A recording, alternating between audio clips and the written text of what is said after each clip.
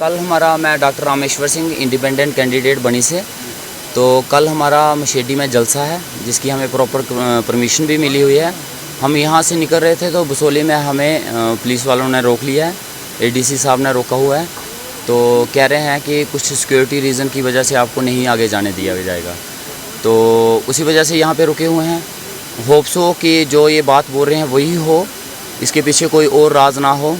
तो अब इंतज़ार कर रहे हैं। डीसी साहब से भी बात हो चुकी है, डीसी साहब ने भी बोला है कि जब आगे से क्लियरेंस मिलती है तो हम आपको आगे जाने देंगे।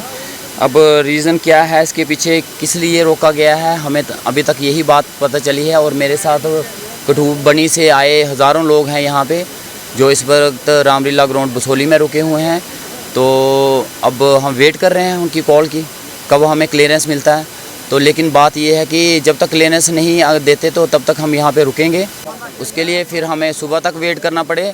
लेकिन कल हमारा कैंपेनिंग का लास्ट डे है, तो हम उसी सिलसिले में आगे जा रहे हैं। अगर हमें लग रहा है कि हमारे कैंपेनिंग में कोई अड़चन डालने की कोशिश की जा रही है और हमें उस तरीके से रोका जा रहा है, तो फिर उसके बाद मुझे लगता है कि जनता को भी संभालना फिर मुश्किल हो जाएगा। तो कहाँ से जा रहे थे, कहाँ? हम बसोली से बनी से आ रहे थे। हम बया बसोली होके हमने मशेडी जाना था, बिलावर से होके मशेडी जाना था, लेकिन इन्होंने बसोली में ही हमें रोक लिया है। और हमने भी पता किया है कि वहाँ इनकाउंटर चल रहा है एक जगह, लेकिन बिलावर टू मशेडी रोड क्लियर है, गाड़ियाँ जा रही हैं। लेकिन हो सकता है कुछ ऐसे रीज़न्स हों जो हमें ना पता हो, एडमिनिस्ट्रेशन को पता हो।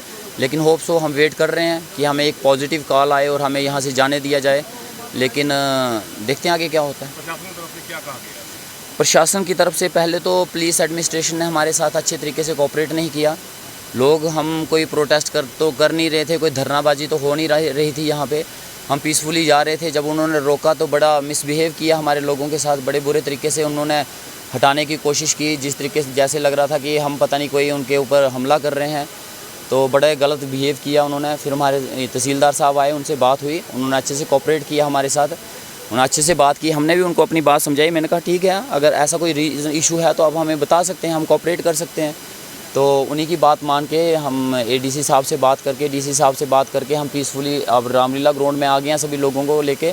और सारे के सारे लोग यहाँ पे पीसफुली बैठे हैं और कॉल का वेट कर रहे हैं कि कब वो हमें यहाँ से जाने देंगे।